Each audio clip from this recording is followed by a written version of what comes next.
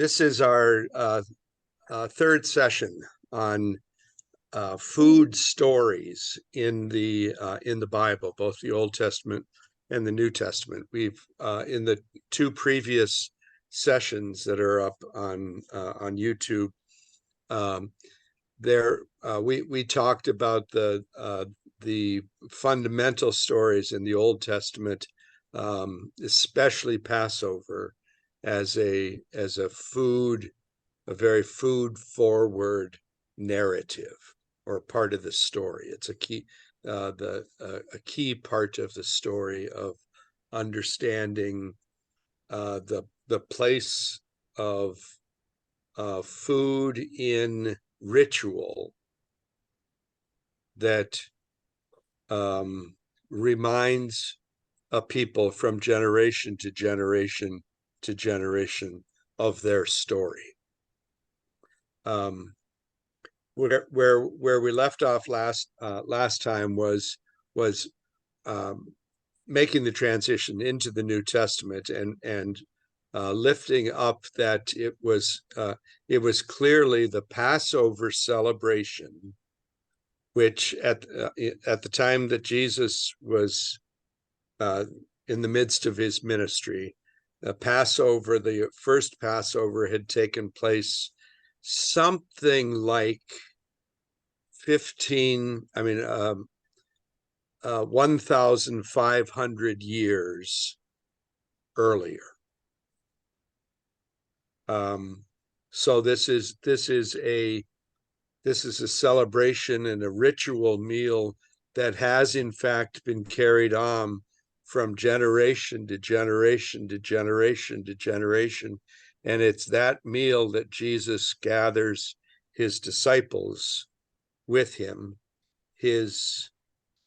essentially his closest family, and takes the elements of that ritual meal, particularly the bread and the wine, and recasts them as the signs of a new covenant that God is making with God's people. And it's not just the Jewish people, but it's for all people.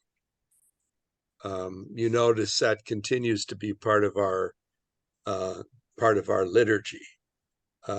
That on the night in which Jesus said, "Take and eat, all of you," and it's the disciples, and then beyond them, those with whom they would share, and ultimately, again, passing this on from generation to generation.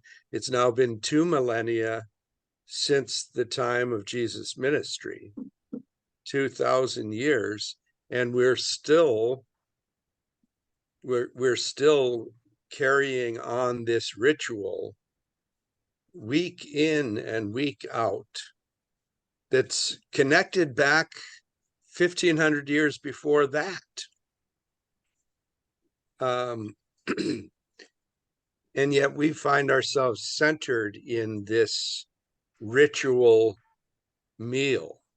We continue to talk about the Eucharist, which is just a Greek word that means thanksgiving. Eucharist, Lord's Supper, Holy Communion,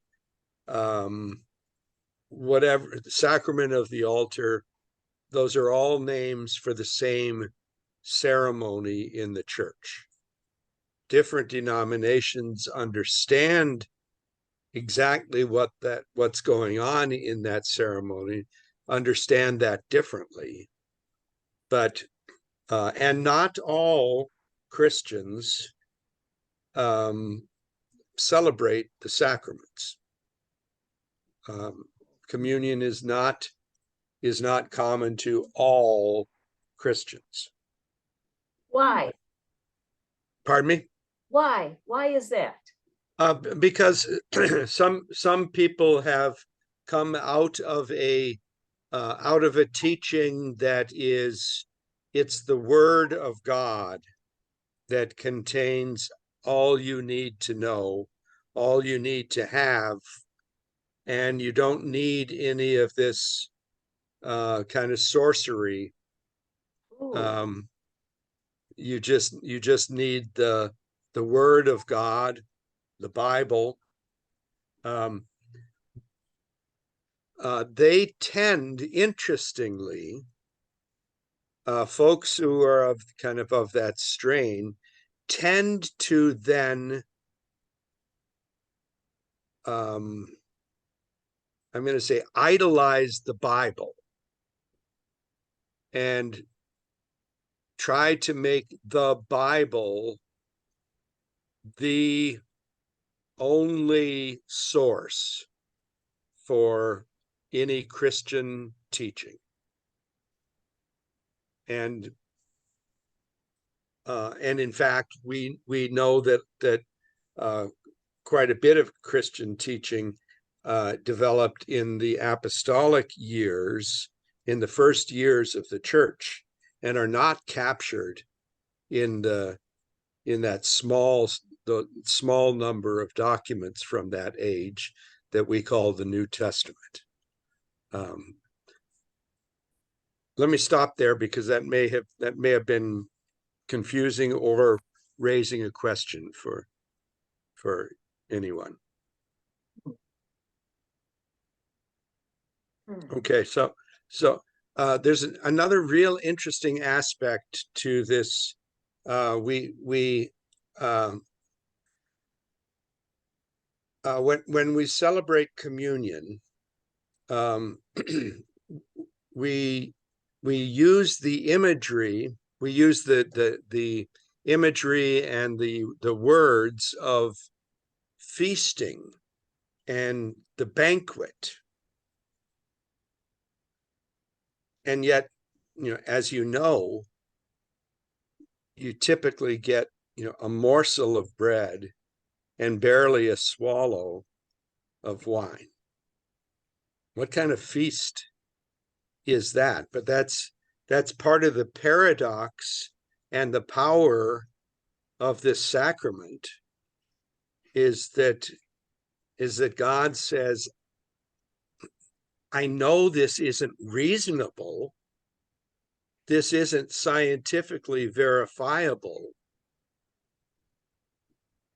But I'm telling you that when you do this, I'm there with you in some way, shape, or form. And that because he's there with us, we are in communion with God. And because we are in communion with God, we're also in communion with all the saints of every time and every place. Again, part of our liturgy. And this feast, this banquet, has no end.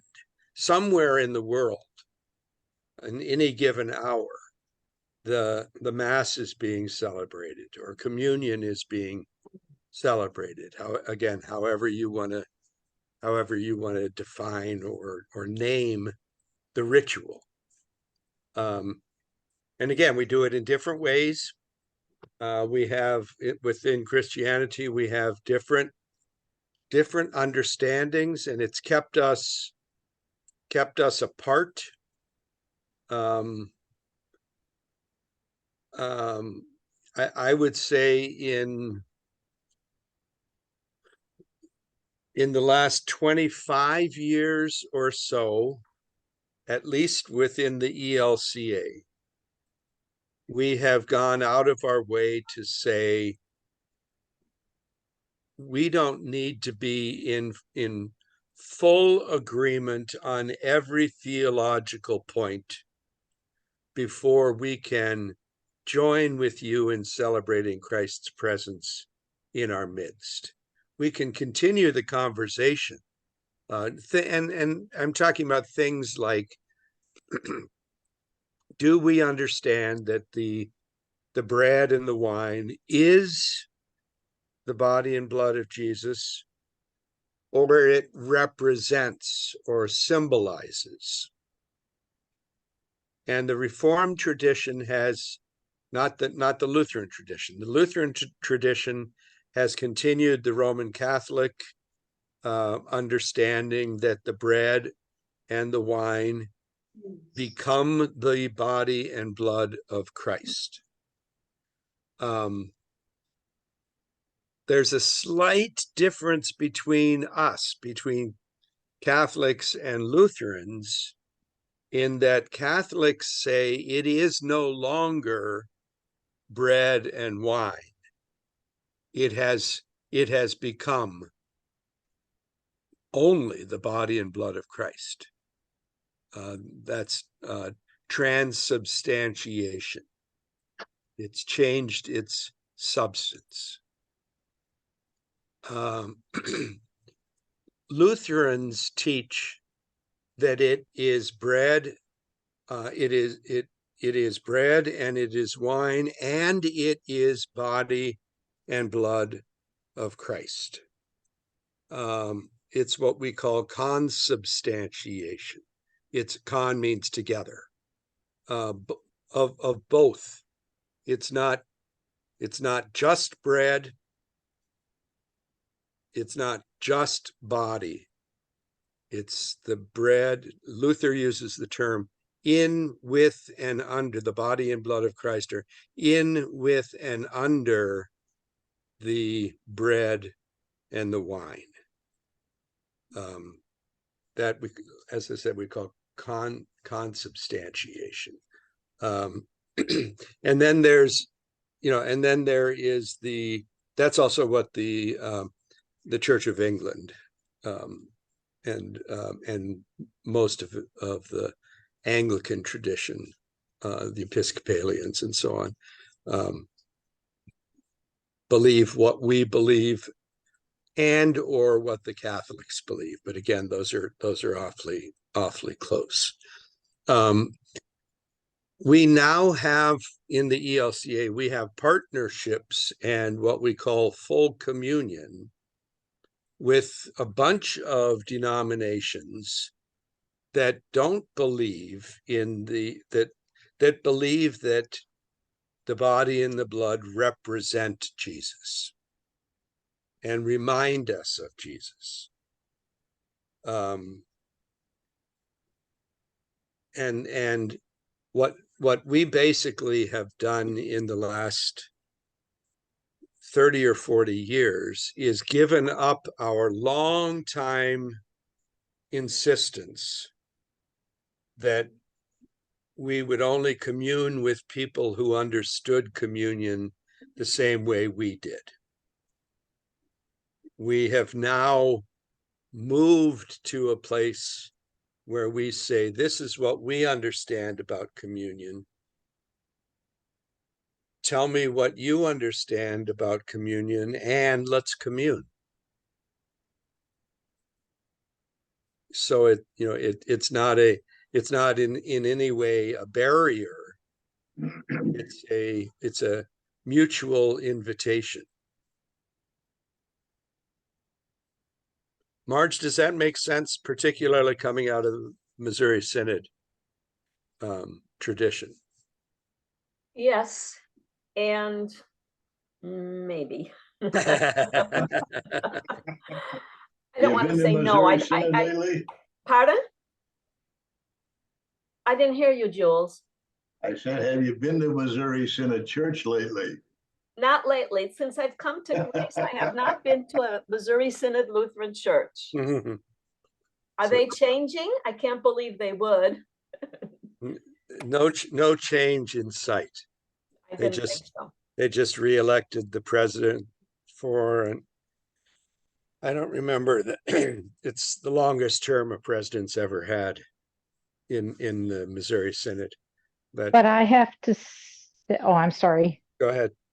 I have to say I have been to Missouri Synod congregations recently, and one in Decatur, where my brother, my sister-in-law and her family attend, um, I was allowed to receive communion, and I did not have to um, get permission from the pastor in order for that to happen. We didn't even get there in time to do that. So I just went up there, and they didn't know me from Adam. And they are very staunch traditionalists in many ways. I mean, I've heard a pastor there give a hellfire and brimstone sermon that we're all going to hell and whatever.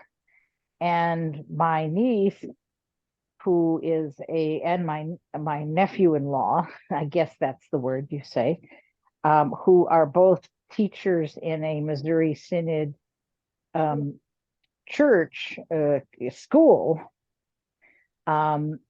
You're supposed to get permission from the pastor there, and she was concerned that they weren't going to let me receive communion when I was there.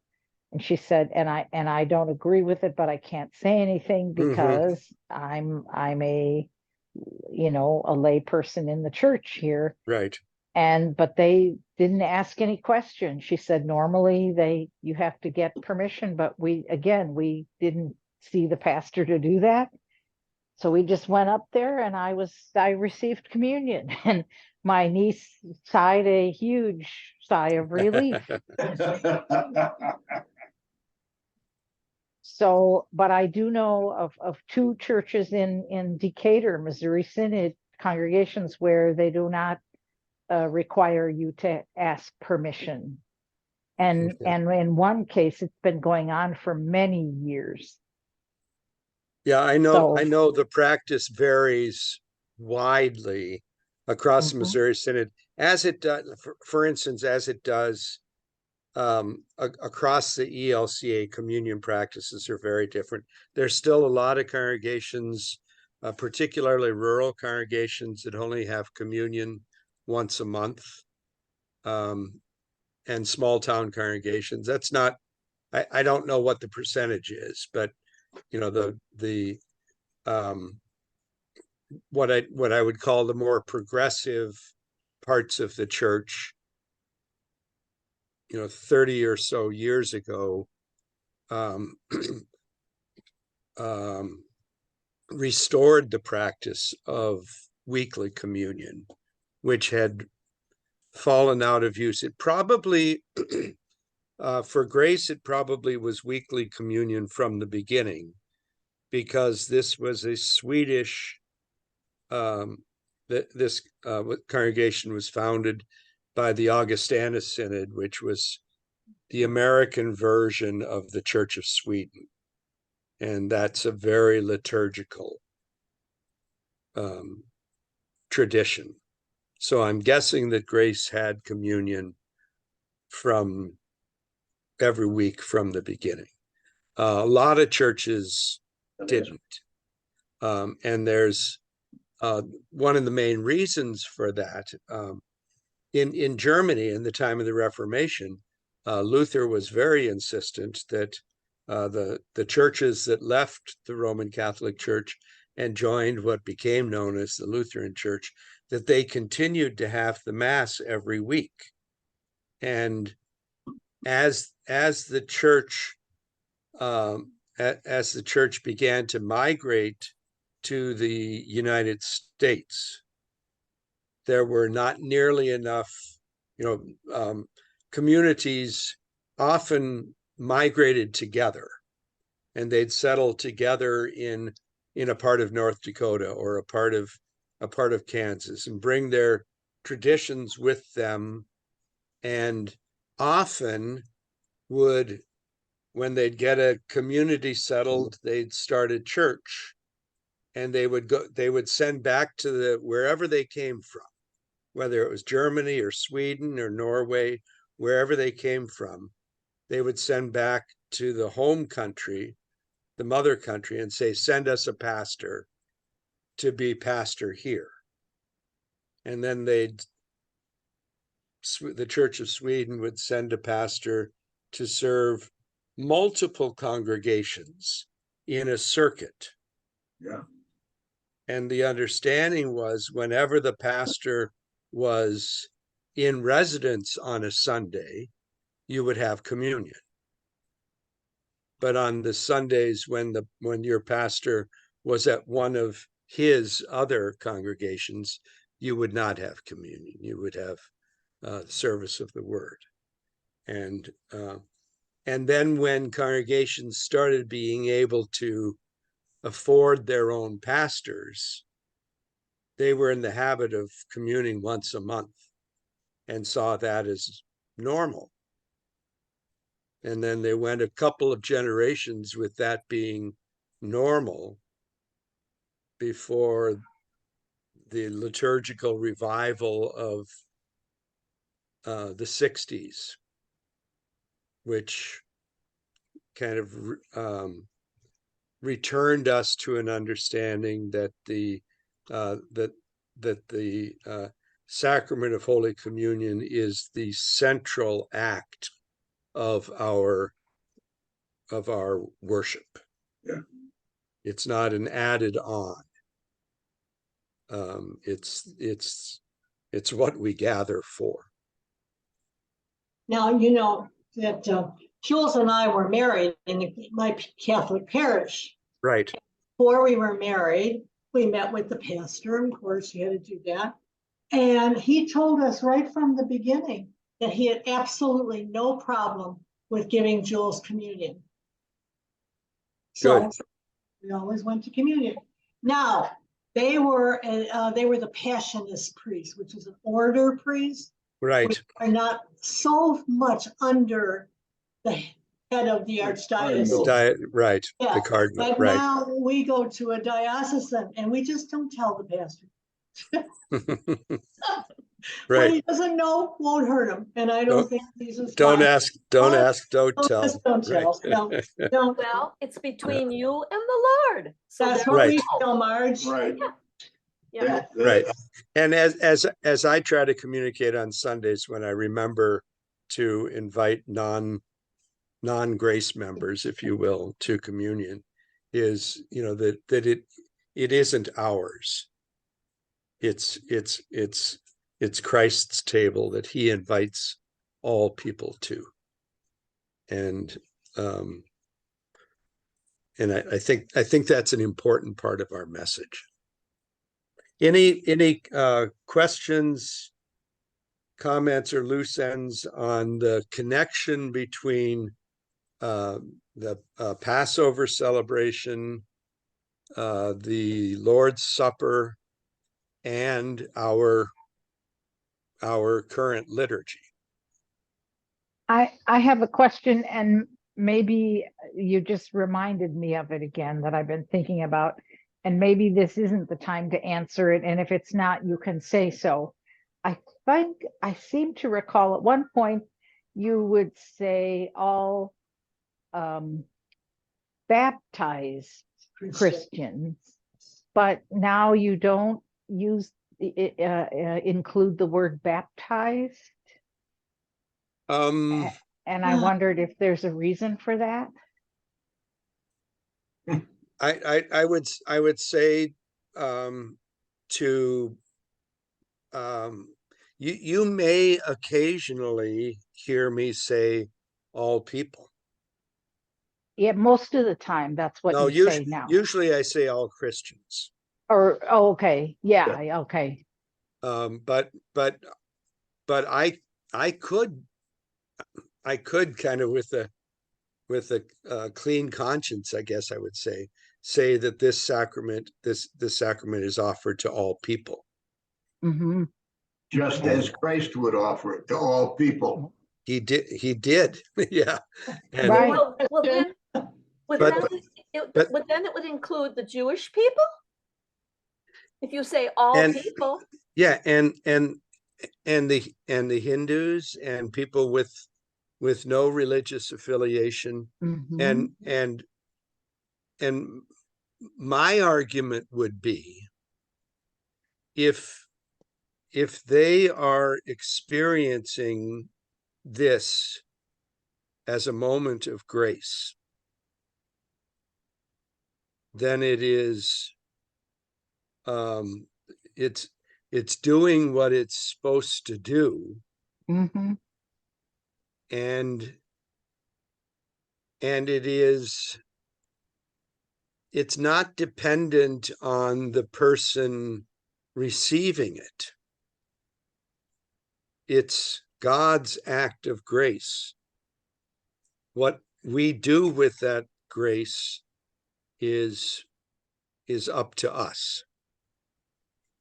But the sacrament is purely God giving to us.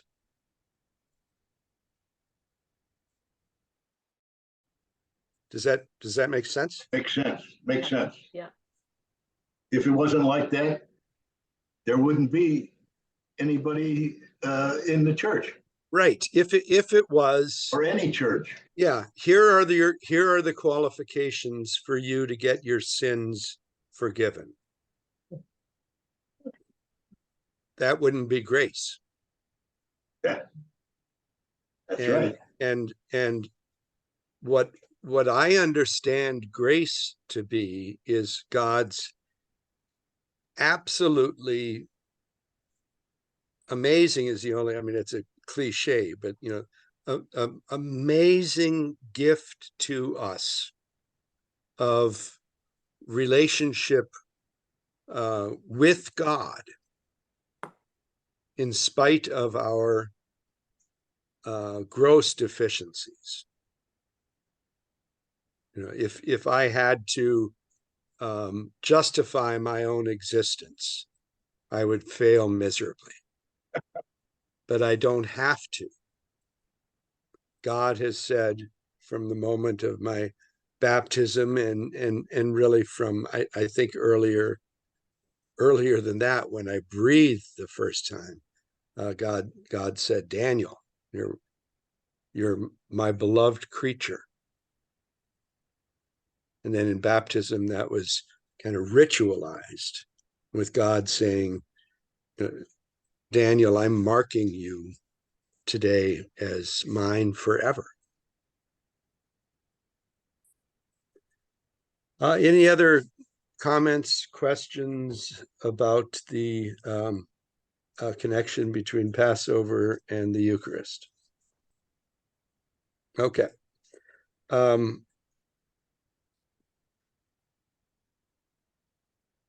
This coming Sunday, we have the story of the I believe it's a Samaritan woman who comes and asks Jesus to heal her daughter. And Jesus said, I was sent here for the Israelites, not for the Samaritans. And the woman says, and he's really rude to the woman. Something about dogs. Yeah, he says, I don't have the passage right in front of me, but it'll be familiar to you. And he says, something that kind of implies that she's a dog. Mm-hmm. Yeah. And not deserving of what's on the table for the Israelites. And she comes back at him and says, yeah, even the dogs get the crumbs that fall from the master's table. And Jesus is so stunned by her comeback that he says that this is an expression of faith that I haven't seen the likes of in all of Israel. And then he heals the woman's daughter. And it's just a wonderfully dramatic story about the crumbs that fall from the master's table. And the kind of the context behind this is the struggle in very early Christianity to understand their relationship to Judaism. And was Jesus the Messiah for the Jews, or was he the Messiah for all people? And what develops early in the church, thanks to St. Paul, is the understanding that it's all people, that the what we call the first covenant made to Abraham and Sarah and their descendants has now been not replaced by, but I want to say fulfilled by this new covenant that is, and then the early Christians develop all kinds of imagery connecting the blood of Jesus to the blood of the lambs that were butchered, and their blood painted on the doorways was what saved them. So that becomes a pretty strong theme in early Christian understanding and writings and even hymns. Let's stop there for a second. Any questions?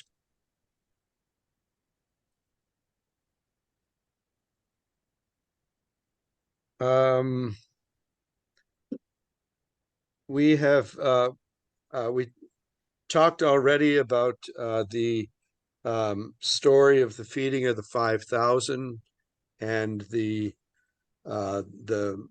miraculous way in which Jesus took what appeared to be an insufficient amount of resources and made it so abundant that there were leftovers. It's presented as this is actually what happened, and I have no explanation whatsoever about how that happened. That's why we call it a miracle, I think. But there have been attempts by people to kind of explain it, and one of the best that I've heard is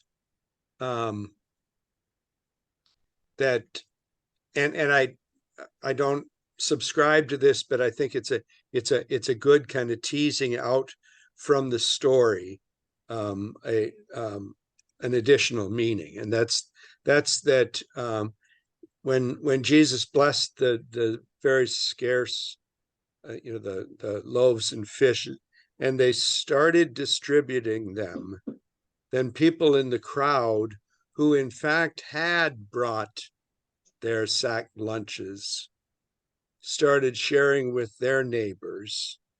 And it turns out that one boy wasn't the only one with 5 loaves and 2 fishes or whatever it was, that there were other people who were resourced, and they shared those resources among themselves instead of some kind of miraculous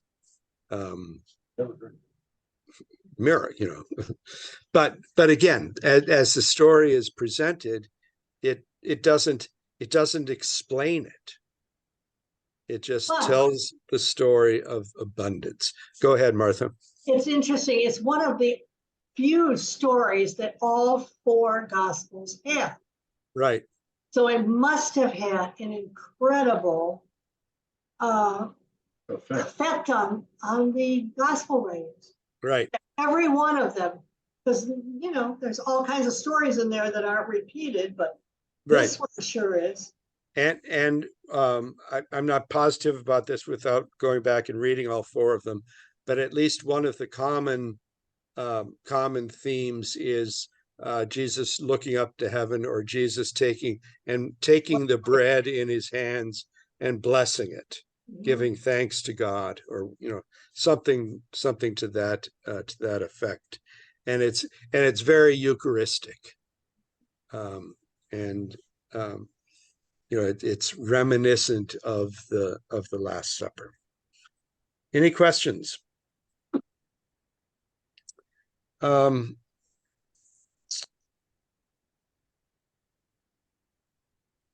We talked a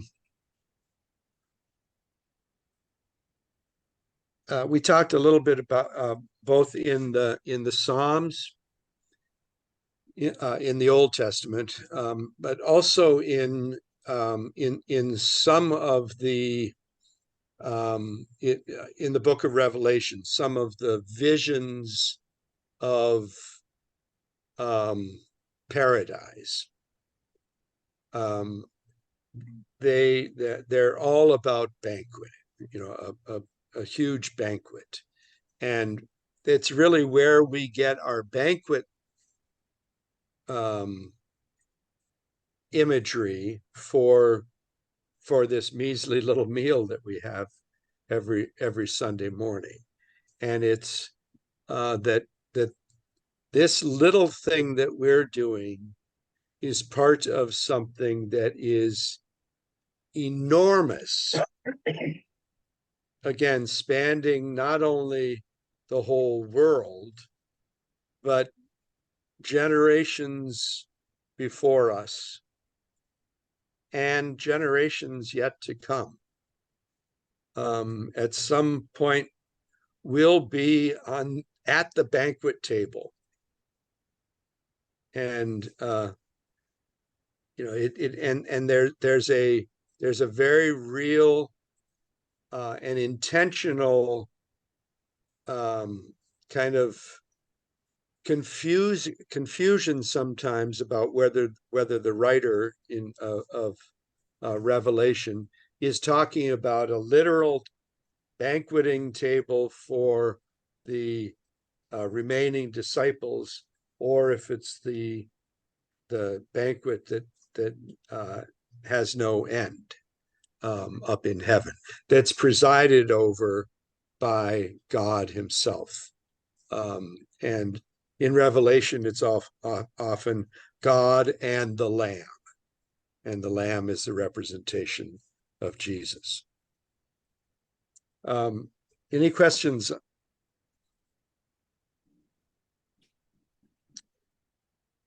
The one of my favorite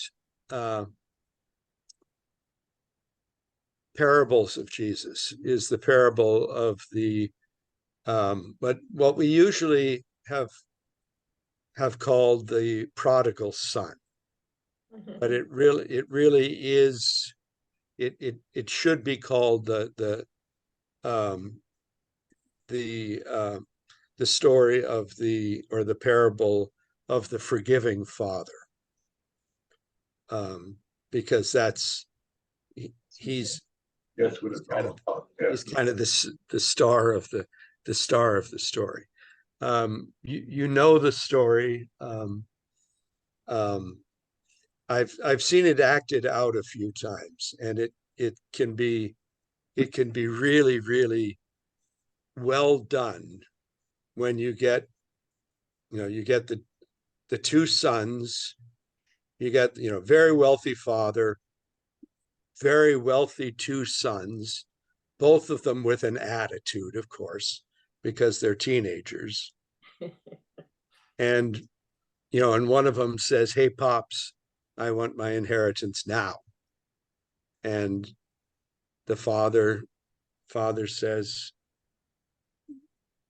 "Everything I have is yours, but if this is what you want, then fine." And cashes in half of his savings and gives it to this kid. The kid takes it and goes on a bender. That's actually my wife's maiden name. Bender. Yeah, I don't think I've ever used that term before to talk about what the prodigal son did, but he went, spent all his money, ended up being the only job he could find is tending the pigs. Remember that in Jewish culture, pigs are unclean. So he's in a foreign land tending some foreigner's filthy, ritually unclean animals. And he repents of his stupidity and decides to go back home and say to his father, I've sinned against you. I don't deserve to be called your son, but let me be a slave in your house and I'll be happy. And the father embraces the son and calls him son and sends the servants out to lay a feast for the household to celebrate the homecoming. Probably they had to shower him and stuff like that, get him cleaned up to come to the party. Meanwhile, and this is some of the best part of the story. Meanwhile, the older brother, who's been working like a dog for his father all these years, they forgot about the other brother. They've just been working. He comes in from a hard day's work out in the fields and he sees they're setting up a tent and they've killed the fatted calf. He's been raising this calf for the last year or so. And the father has ordered it to be killed. And the guy, the brother says, what's going on here? And the servants say, well, your brother came home. And the other brother gets really angry and goes into his father and says, I've been working my buns off all these years, and you've never once even given me a cupcake. And here you're doing a banquet for that wretched brother who destroyed half of your earning, half of your wealth. And the father responds, son, you've always been here, and everything I've had has always been yours. The other son was dead, I thought, and now he's not. And I have to celebrate that. And that's where the story ends. It's a really emotionally wrought story. Any comments on that story? Finished it. Go ahead, Jules. I said it would have been better a story if they would have finished it. Put a decent ending on it. Yeah. Well, we can imagine what we want. Right. But So, I think go ahead. I think any father that was really a father and a caring, gentle, passionate person would do that for any child. I know some men wouldn't because they're German and stubborn. But I just think that's the nature of a parent. Let's put it this way. That's the nature of many parents, not all parents, but your child will always be your child, no matter what he does or how he acts or whatever. I'm probably very naive about that because I've had wonderful kids and I have not had anything like that. So, and my grandchildren so far too, but you don't know what life will bring. Right. But these were always parables about the love of God. Exactly. You know, and then God is the loving, forgiving Father who's going to take you back. Right. And there's other stories, other parables the same way in the Gospels. Lost one right now, but there are others which mean the same thing, that God is a loving Father and will forgive and will take you back. Right. So, And aren't we blessed to know that? yes, we are. So maybe I ought to go out now and steal something. No, Marge. I won't. I'm too chicken. I want to end today with, oh, you know what? I forgot to ask at the very beginning. Does anybody have any new food references that we haven't previously added to our list? Well, I finally did homework today and I have about 6 or 7 of them, but we won't go through all of them time. Well, we've got another session. Okay, then we'll save it for the new session in the New Testament. And I only got through Matthew, Mark, Luke, John, and Acts. Okay. Tell us about them. Well, they don't mention foods, a specific food, but they just, okay, let me see if I can, it's getting dark here and I don't know if I can see this. All right, John 6:35. I am the bread of life. Mm-hmm. Yeah, that's the bread of life discourses that we were going to get finish today with, but go ahead with your others. Like I say, it's very dark where I am. So John 4:34. I'm sorry, I can't see this. Let me turn on the light.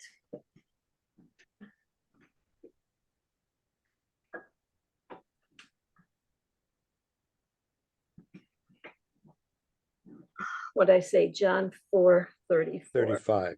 34. My food, said Jesus, is to do the will of him who sent me and to finish his work. Okay, he's referring to his Father. Right. What's your next one?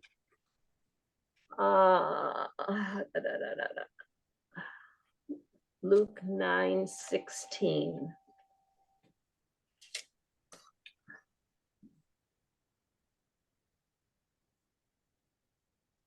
No, that's wrong.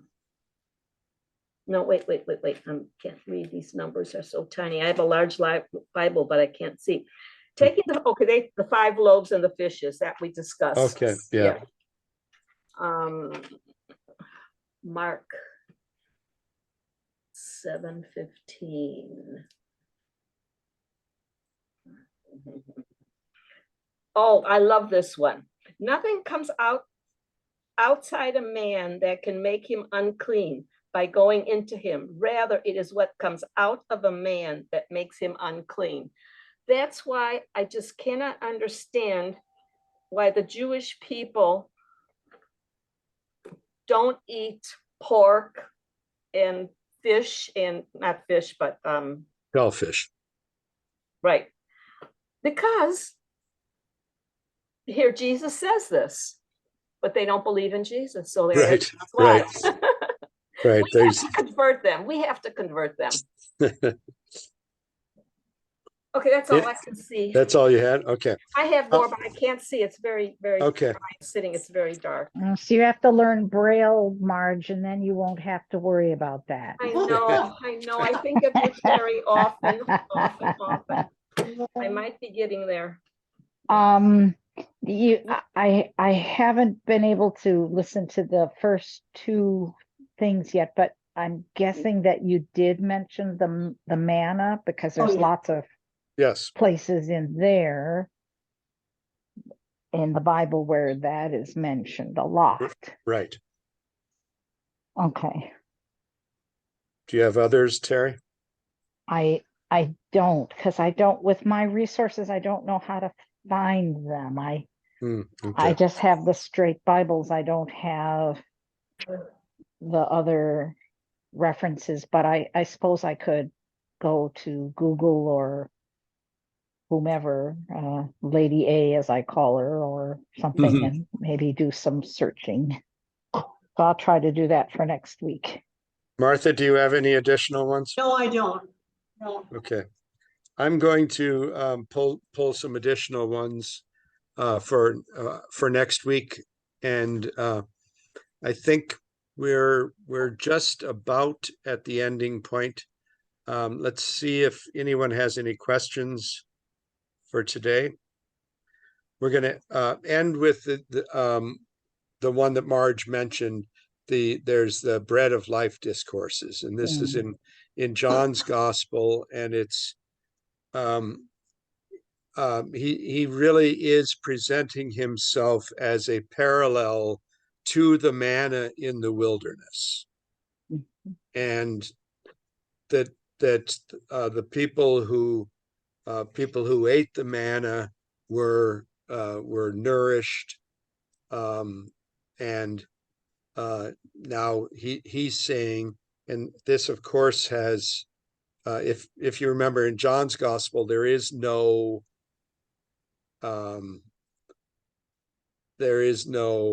institution of the Lord's Supper. In John's gospel, at the Last Supper is when Jesus washed the disciples' feet.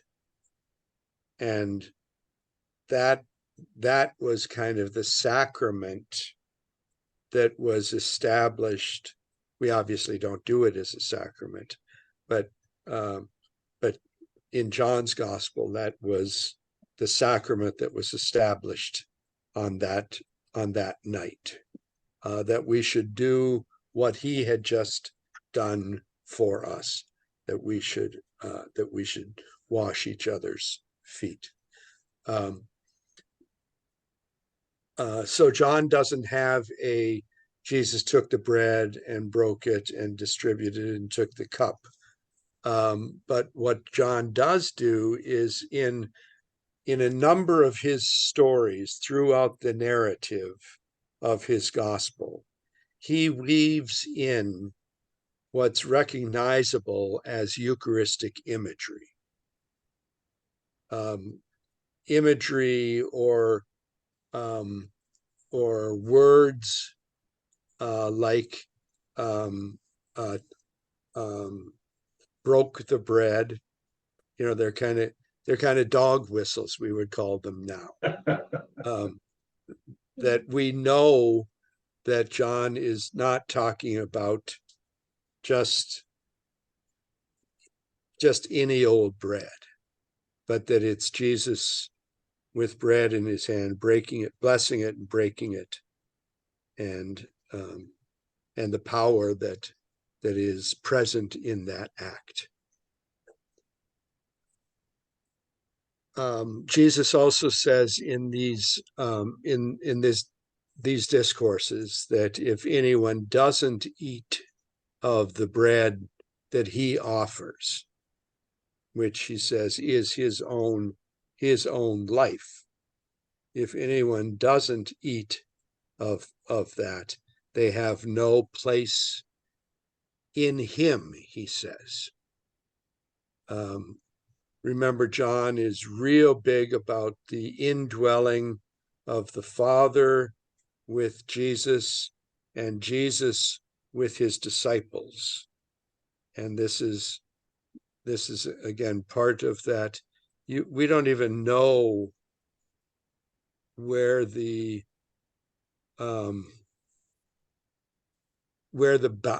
borders are between God, Jesus, and us. We are a power at work in the world. Any questions? If you do Um, think, yeah, go ahead, Terry. I don't have a question, but I did look up the for the Sunday's gospel, what you were referring to, and I think it's it just said Matthew 21:28. So I'm thinking that's chapter 21 and it's just verse 28. It seems like it should be a little longer than one verse, but Yeah, it's really a very short gospel. no, it's uh, it's a gospel where you have a choice of the long version or the short version.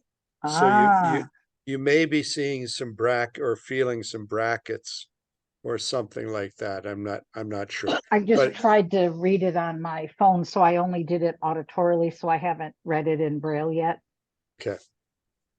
And just for your information, um, we're doing the shorter version of the gospel.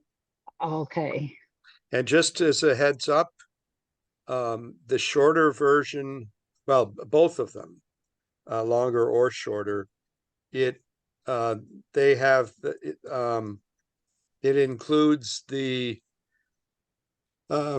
Jesus kind of making a joke about a blind person leading another blind person. Oh, I didn't see that in what I read Yeah, because it's I in the just took it from the yeah, it's in the bulletin. second part. Yeah. So Okay. just heads up. Interesting. Okay. Okay. I'll see you all later. Take care. All righty. Thank Thank you, you. everybody.